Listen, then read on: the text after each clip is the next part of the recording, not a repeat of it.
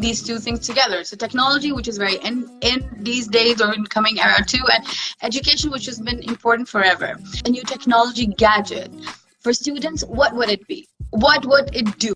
I'm sorry. If I could invent anything, I will develop absolutely anything. I develop a holographic technology.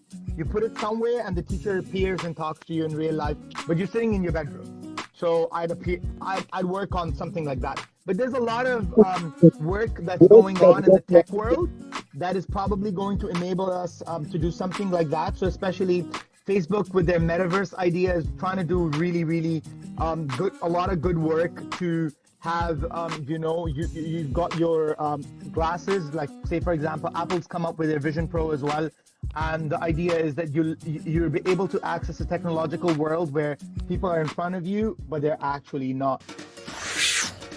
teachx.net, we got you.